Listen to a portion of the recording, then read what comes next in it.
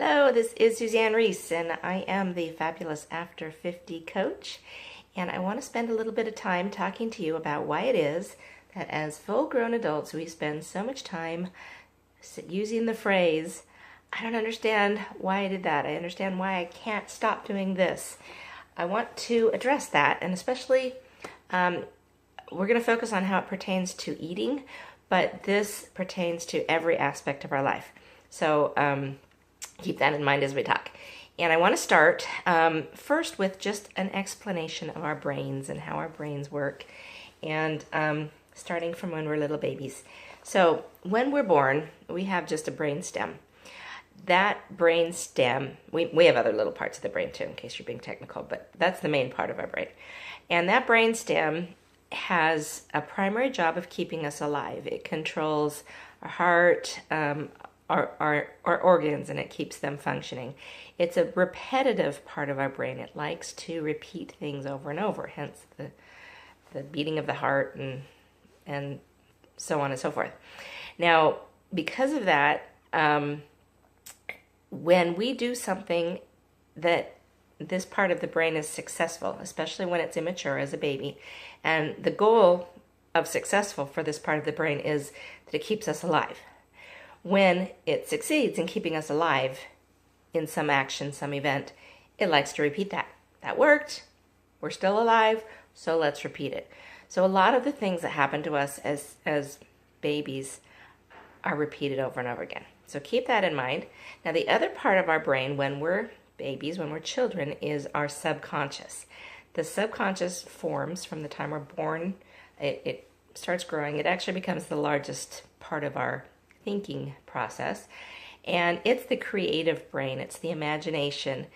It's the emotion. It handles those parts of our brain, and so a young child, that's what they primarily are about, is our emotions and our imagination. That's why they're beautiful young children. When we're about 6, we start forming a conscious mind, and that's the part of our brain that we actually consider when we think of our brain. It's the logical part of our brain. It's the part that thinks and speaks, and so we usually think of that part of our brain. What we don't realize is our subconscious is so very powerful. In fact, studies have shown that when you ask someone a question, they put things on in an MRI and parts of the brain light up. When you ask someone a question, it's the subconscious mind that comes up with an answer almost immediately, and then as much as 6 seconds later, the conscious mind kicks in with the same answer. There may be an argument if it doesn't agree, but that's how those parts work. Now, the conscious mind is logical, and it makes sense of what doesn't make sense to the subconscious mind. So it has an explanation for things that we don't understand.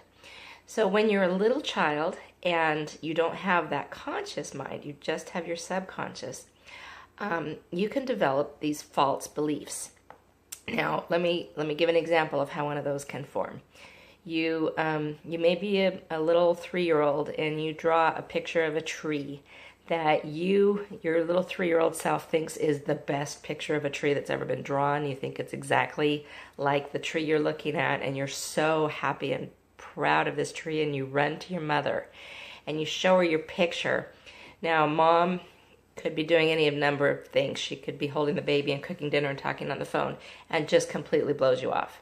She could look at it and go, oh, is that a dog? You know, she could react not in a bad way, but in a typical mom way, and you're deflated. You just feel horrible because mom didn't react the way you wanted her to or expected her to. So all of a sudden you have this bad feeling. And of course, you just have this brain that is all about the emotion. And so you have this bad feeling, but you don't have the conscious mind that says, mom's just busy. Mom loves you, but she's busy. So your conscious mind tries to come up with an answer to why this happened. And the answer is usually false or wrong. It might be something like, I'm not important. Mom doesn't care about me. It might be a false thought. Now, if you start crying and mom sees that you're upset, mom could say, oh, honey, I'm sorry. Here, have a cracker or a sucker or whatever, and you'll feel better. So your brain just goes through this process. First, it attached this negative emotion to a negative thought, and they're connected. And then that emotion went away when you got a piece of food. So that sequence was put into your brain. Now, because you've got this little repetitive part in your brain and it's like, oh, well, that worked. You're still alive. The next time you feel that emotion, it will be attached to the same thought and you'll look for the same solution. Okay, that's how our little brains work when we're babies. So let's take that into adulthood. We have our conscious mind, and our conscious mind now explains the unexplainable, but we still have those patterns deep in there. And that's where we get into this battle with this part of our brain that knows you should be eating healthy, and the other part that just doesn't care and wants to eat the whatever donut or whatever, because you have your conscious and your subconscious that conflict. So that's how our brain works. Now, let's talk about how we can correct that. And I have a little thing behind me. Let me adjust the camera because this is a sequence of events. I call it the emotion and response cycle. There we go. Okay, so this series of events happen all the time in our world. We start with an event or a trigger. Something happens, and it creates a thought in our mind. Now, it could be a core thought, one that came from our very core, our childhood, that's wrong. It often is, because that's so embedded in our mind. The thought is connected to an emotion. All your thoughts are connected to emotions. We're emotional beings, and our thoughts create emotions. So you have that thought, and it's connected to an emotion. Now you then take an action, and the action is driven by the emotion. However you're feeling is going to be the force behind that action, and that action is going to create a result. So if you have a negative emotion, odds are really good the action is going to have a negative result. And that result can become another event. And so this is the cycle that we are frequently in. So let's talk about a practical application of this. Let me explain how this works in real life. And I want to give an example. It isn't about food. I'll give a food example in a minute, but this is so universal. I think any of us who are parents, or even if you're not a parent, can understand this. So let's pretend that your event or trigger, the thing that upsets you, is a teenage son. Let's say you have a teenage son who spends most of his day playing video games. And this drives you to distraction. You worry about him. And so there's a day that you've got to be gone all day. He's going to be home all day. And you give him instructions of other things to do. Do not spend all day watching or playing video games. So you get home and you learn that your son has spent all day watching video games. Okay, so that is the event. You learn that your son has spent all day playing video games. The emotion, I can guess the emotion that you're going to feel here. Probably anger, some frustration. There may be another emotion mixed in there, but we're going to feel that negative emotion when this happens. So our action, now there's a couple things we could do. We can go talk to him. And if we're feeling that anger and stress when we go talk to him, I can guarantee we're not going to have a good result. You know, your son is not going to be, oh, Mom, I see the light. I am so sorry. I spent all day playing video games. It won't ever happen again. Odds are really good you show up mad. That's not going to happen. Now, you might use some self-control, use some of the techniques that you're taught to distract yourself, to calm down. Those are good. I suggest you do those. But even so, if you just calm yourself down, you're still being driven by this emotion and this thought. Even though you're calm, it's still your driving force. So whether you go talk to him or you don't, and you just let it go, you're still in this same cycle. And your result is either going to be that your son keeps playing video games or gets angry with you, but it's going to continue. You're going to stay in this pattern. Okay, so does that explain, I hope, the pattern? This can be implemented in everyday life. Now, I mean, every part of your life, you can look at this. So let's go back to the top and say, okay, we know what our emotion was. We didn't cover what our thought was, because usually that's not very obvious. Now, you might be thinking the thought is, my son's making me so mad. Okay, that might be the thought you think. But you know what? Those kinds of thoughts don't trigger an emotion. An emotion usually comes from something internal. It's usually not about your son or what your son's doing. It's usually about how it's affecting you. So the thought most likely is going to be, I'm a failure as a mom. That's why we are so caught up in what our children do, is because really when it comes down to it, the emotion we're feeling when they do something wrong is that we are failing as parents. And let me tell you a little tip. The more powerful the emotion, the more likely that the thought is a core belief. It could come back to, not only am I a failure as a parent, but I'm a failure. And we get so stirred up when it's a false core belief that we're thinking, and when it's then it's tied to that emotion, and it's a conditioned response. It's not anything we can control or help if we're not controlling the thought. We can never change what someone else does. So those events or triggers, those are external. Those are what someone else does. We cannot control that. And in fact, when we have a thought, that emotion is attached to it. It would be very difficult to change your emotion without changing your thought. But most of the time, we're just down in here. We know something has happened that we don't like, that we did, that made us angry, that made us upset, and we're going, I don't understand why I can't respond better. When really what we need to do is we need to be up here looking at our emotions. And I like to compare our emotions to a closet that we shove everything into, and we close the door and hope everything doesn't fall out. And occasionally we peek in and things start to fall out and we shove it closed again. Some of us fling the door open from time to time and those emotions come out and run rampant, and we're bawling and crying and hysterical, and we get them all back in there and we shove them away. That's not healthy. And really, in order to understand this cycle and to start getting better results in our life, we need to look up at the top at what is our thought that's attached to our emotion and how can we change that. So let's go back to our son who's played video games all day and we're pretty upset with him, and we need to do something to help him get out of this pattern, and we just don't know what to do. Well, we've now thought about it, and we've realized that the emotion we're feeling of frustration and anger really comes from a thought that we're a personal failure. So we need to change that thought. That is the one thing in this whole cycle that we can change. We have that power. Not that it's easy, but it can be changed. So we change the thought to something like, I am awesome. Seriously, you change that thought. Now, it's not going to come instantly. When this happens again, you find out your son spent all day playing video games, your first thought isn't going to be, hey, I am awesome.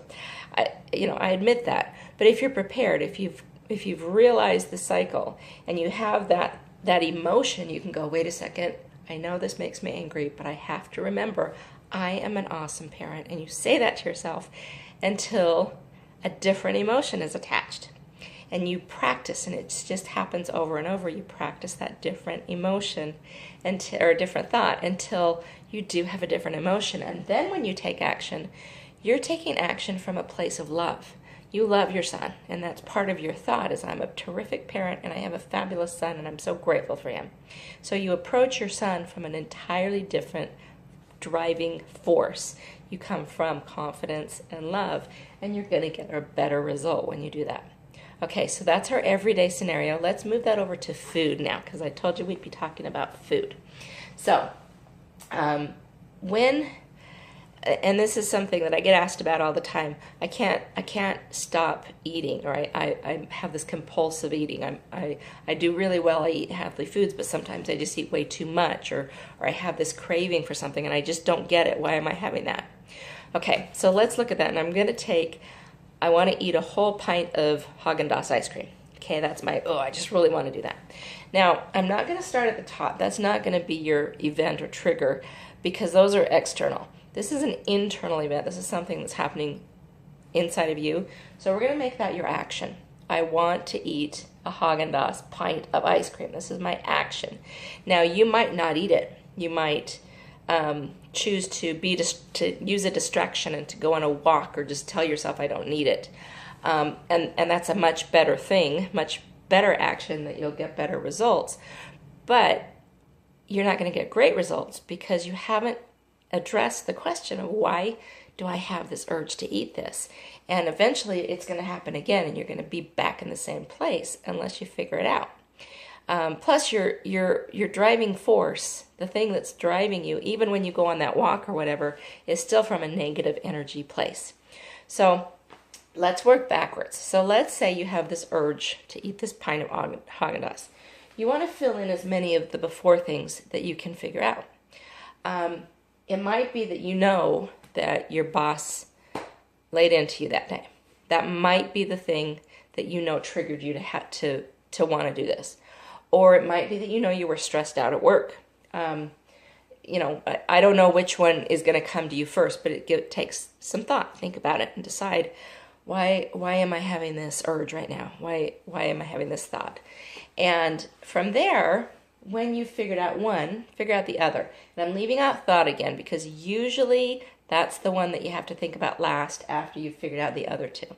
So let's say you've narrowed it down. Okay, my boss got mad at me and I felt stressed out afterwards. What was my thought? How did this reflect on me? That's the real problem of the whole scenario is, what is my thought? The emotion is what drives what you do, but the thought is the thing you can change.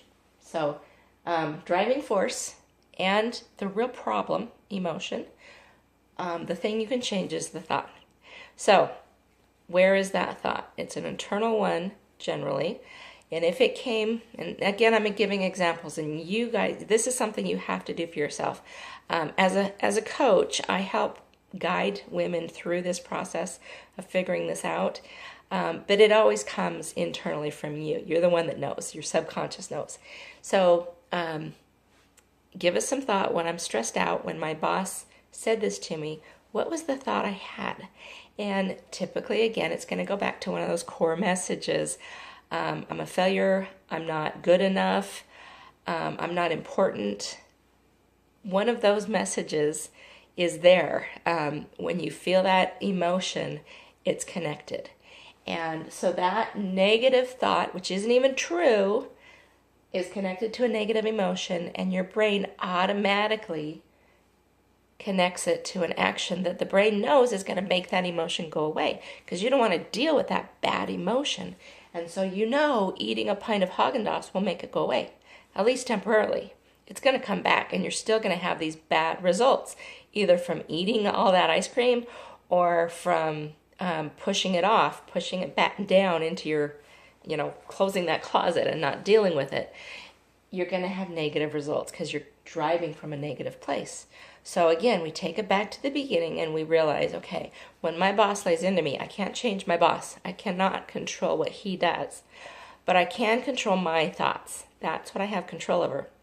So I'm going to change that thought. When my boss lays into me, I'm going to think, you know what? I'm awesome. I'm an awesome employee. I'm so glad I have a job. Whatever it is that works for you, that you can remember to think that. That will connect you to a positive emotion. Sorry, phone's ringing over here. I'm going to ignore it. That will connect with a positive emotion. And when you take an action, you might ignore your boss. You might talk to your boss. I don't know what the action will be, but it no longer involves Haagen-Dazs ice cream. So positive results because you're coming from a positive place of gratitude, a place of confidence, positive emotions. Okay, that is our lesson in emotions. Now, as you go through your day, as you realize you're having these cravings or you're being driven to do things that you're like, I don't understand why I keep doing this. This is the process to think through. When you have a problem with someone else that you think, I just can't deal with that, they're driving me crazy, you can go through this process to figure out how you can control at least the results that you're getting yourself. You can't control them, but you can change your thoughts, which take you through the whole cycle of getting better results in your life. So again, I'm Suzanne Reese. I'm the founder of Healthy Ever Afters. You can find me at healthyeverAfters.com. And I have some coaching programs, and if this is of interest to you, if you would like some help working through any of these issues, I would love to chat with you. So find me on my website, And we'll talk to you soon. Thank you. Bye.